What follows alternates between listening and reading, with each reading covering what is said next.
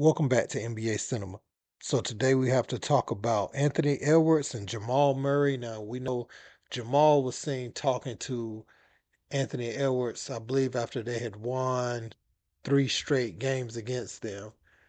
And Edwards, in the T-Wolves, they won their last home game, came back, got game 7, and now they're in the conference finals versus the Dallas Mavericks, which should be a really good series. Kyrie Irving, Luka Doncic, and the 2 young bigs they have against the 3 bigs of the Minnesota Timberwolves.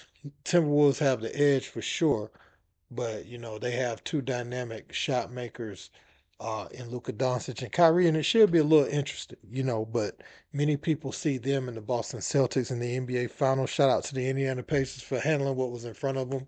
The Knicks was banged up, but hey, health is a part of the game too.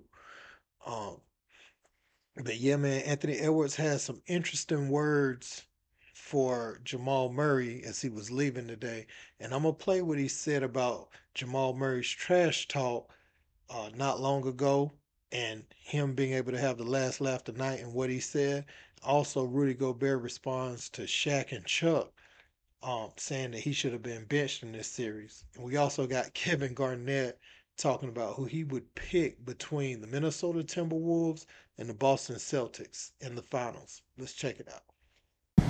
Anthony, did you have any words with Jamal or any of the Nuggets at the end of the game there? Looked like you might have been saying I just something. told his ass, that's what we love that. Keep talking that. That's what we like. Well, I love it, So, he ain't say nothing back, but I'm pretty sure he heard me. They heard me. Yeah, we live for that. Anthony, how Tell Chuck beat it. Hey, let's keep the handcuff. I had Jamal in handcuffs. I'm the Pepe. I don't know. I don't watch these guys, so I don't know what they talk about. But I know that they have to talk about something, and they have to talk about us that are on the court. But yeah, I'm glad Coach didn't listen to his advice. Celtics play Minnesota in the finals. What you on? I knew you was going to ask that. I actually thought we was going to cover the Knicks, Boston. I thought we was going to cover that. I'm saying, what you on, Lord? So, what you on, Lord? So I'm the only what you one. on, Ticket? I'm finna tell you. What you on, Tick? So I'm the only one here qualified to be in this position, to hold the position what that you I have. on, Lord? I'm 50-50, Lord. I'm love. Oh. I'm the only one that can sit here in the middle and root for both. I'm the only one that can do that in the world. Damn. Me. So if Minnesota win, you gonna go to the locker room. Oh, yeah, where to get that shit, yeah. Game 2 if Boston win, you gonna go to the locker room. Yeah, where to get that shit, yeah. Then I love y'all. Then game 3 Minnesota win, you gonna go to the where to get that shit, yeah. Game 4 Boston win. Yeah, where to get that shit, yeah. I'm the only nigga qualified that can do this. Nobody in league history can do this. Game 7 Minnesota win. Where to get that shit, We got it, y'all. We did it, y'all. Yeah. If Celtics win, we did it, that y'all. shit, yeah. We did it, y'all. Yeah. Fuck you mean? Y'all can't tell me what side to be on both sides. Fuck you mean? I'm part Wolf, part Celtic, nigga. Hey, Celtics, hey, y'all, we did it, y'all. We love y'all, yeah. Minnesota win. Hey, y'all, we did Love it, y'all. yeah. Man, I got money at both places. I got money on both blocks, you know what I'm saying? God, that's I'm working the jug over here, yo. Rockstar, hey. You know what I'm saying? Pop, you know what I'm saying? We out here. Hey, look, Minnesota win game 7. He gonna be like, yeah, what it is, yeah. He gonna be jumping. Hoorah. Let's get that shit, yeah. Damn. I'm coming in here with the half Minnesota, half Celtic joint on. That's crazy. And all y'all don't tell me shit. Ain't nobody qualified to do what the ticket do. Damn. I got money on both blocks. I'm good over here. Know what I'm saying? We did it, y'all. We did it. Yeah, because guess what? I'm going to be the bridge to bring both of them together if I want to. You know what I'm saying? Straight up. Man, listen, them my young boys in Boston and my young boys in Minnie. Straight up. Love is love. Either one call me, I'm on the line. Damn. Straight up. Can't say that for no other organization. But those two, if they say choose sides, are we off you?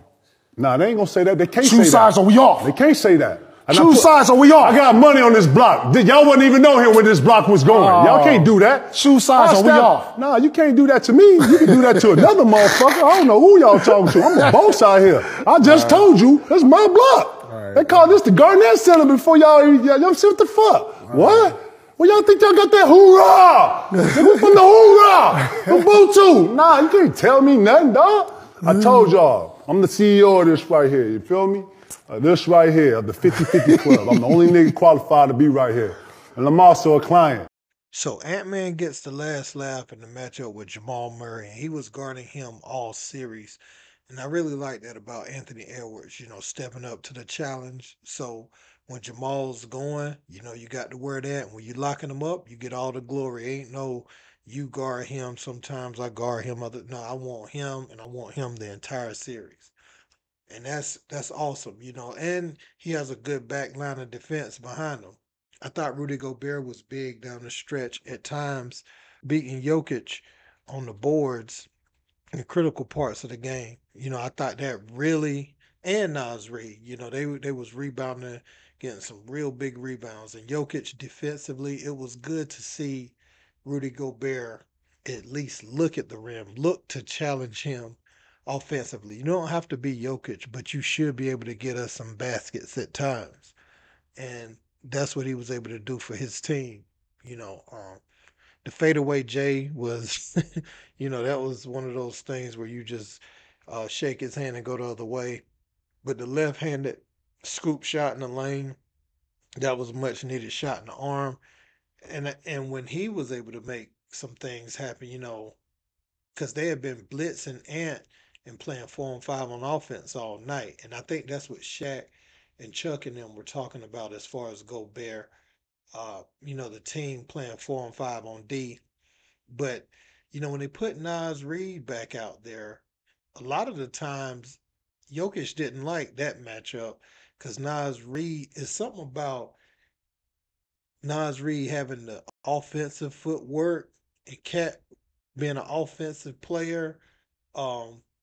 That their feet, I ain't saying they can match Jokic's footwork, but they're able to stay with him step for step pretty much on his offensive moves in a way where Gobert is more stiff and straight up.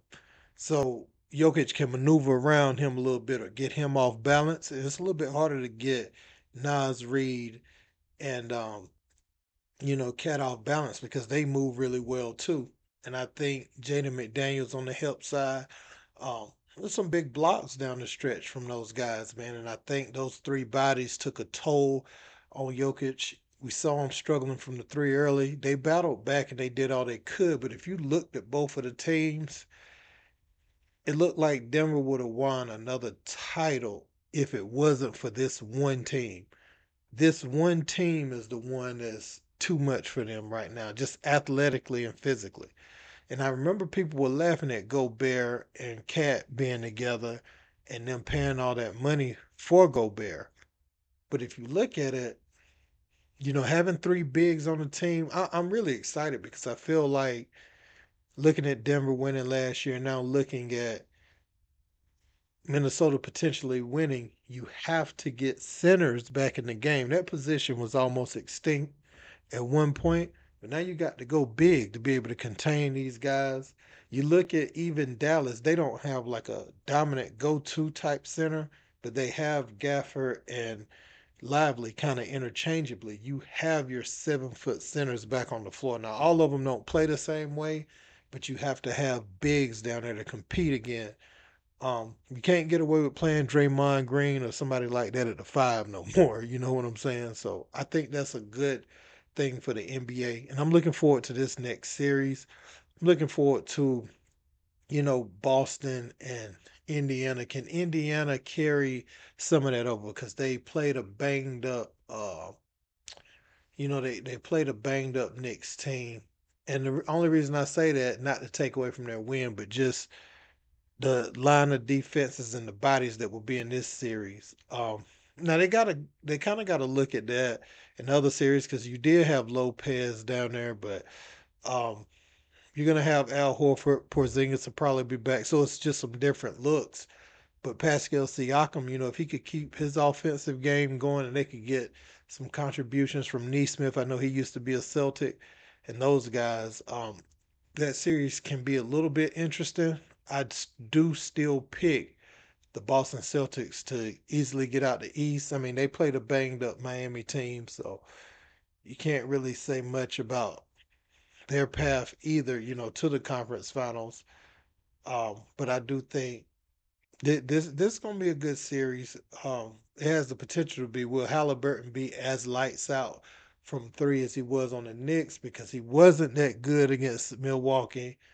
He was great, against the Knicks. Now will he go back to being who he was for most of the season after the All-Star break? Was he just hyped for the Knicks, or is he gonna continue to play at that level? Um, is Miles Turner gonna be lights out from three and all that still? We're gonna see.